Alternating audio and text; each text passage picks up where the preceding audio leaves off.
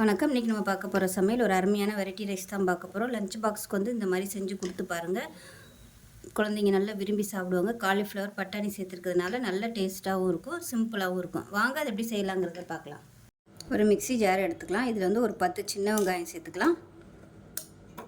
இது கூடவே 2 பல் பெரிய பல்லாக பூண்டு எடுத்திருக்கேன். சின்னதாக இருந்துச்சுன்னா ஒரு 5 எடுத்துக்கோங்க. ஒரு 4 துண்டு வர அளவுக்கு இஞ்சி, 1 டேபிள் ஸ்பூன் அளவுக்கு சோம்பு. இப்போ இது வந்து மிக்சியில் போட்டு நல்லா கொரகொரப்பாக அரைச்சிக்கலாம். இந்தளவுக்கு அரைச்சி எடுத்துக்கணும். ரொம்பலாம் நைஸாக அரைக்கக்கூடாது. இப்போ ஒரு கடாயை எடுத்துக்கலாம். தேவையான அளவுக்கு எண்ணெய் சேர்த்துக்கலாம். நீங்கள் நெய் சேர்க்குறதுனாலும் சேர்த்துக்கலாம், நல்லாயிருக்கும். வெரைட்டி ரைஸாக பண்ணுறதுனால கொஞ்சம் எண்ணெய் கூடுதலாக இருந்தால் தான் சாதம் வந்து நல்லா உதிரி உதிரியாக வரும். இப்போ எண்ணெய் நல்லா சூடாயிருச்சு. ஒரு சின்ன துண்டு பட்டை, கிராம்பு சேர்த்துக்கலாம். இது கூடவே பிரியாணி இலை நல்லா அந்த மாதிரி பிச்சுட்டு சேர்த்துக்கோங்க. இது கூடவே 1 டீஸ்பூன் போல் சோம்பு சேர்த்துக்கலாம். கொஞ்சமாக கருவேப்பிலை சேர்த்துக்கலாம்.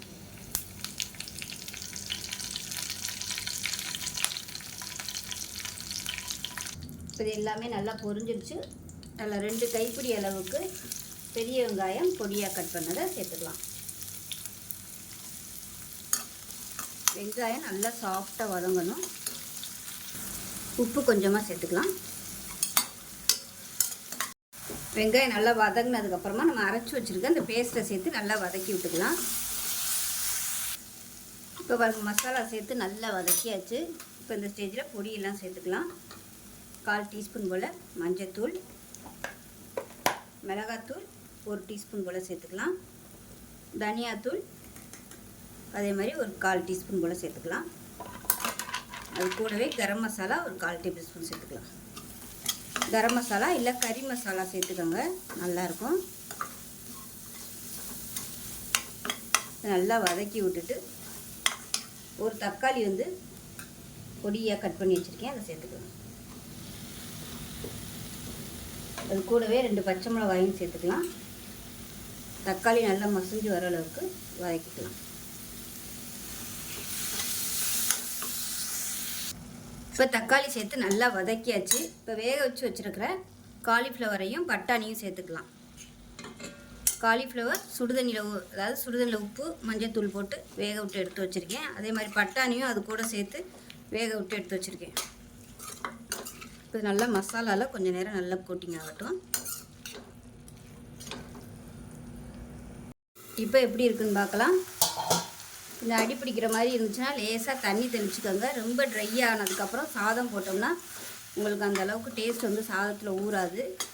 அதனால் தண்ணி தெளித்து நல்லா கொதிக்க விட்டுக்கோங்க. இப்போ பார்த்திங்கன்னா ஒரு 100 கிராம் அளவுக்கு டம்ளரில் பாசுமதி அரிசி குக்கரில் வேக விட்டு எடுத்து வச்சுருக்கேன். நீங்கள் வடிச்சிங்கன்னா இன்னும் நல்லா உதிரியாக இருக்கும். இப்போ இந்த 1 டம்ளர் சாதத்தை ஃபுல்லாக இதில் சேர்த்துக்கலாம்.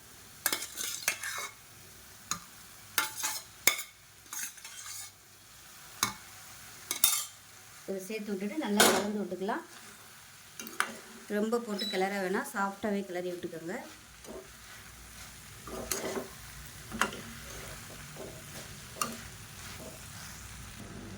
இதில் உப்பு கம்மியாக இருக்குது, கொஞ்சமாக உப்பு சேர்த்துக்கலாம்.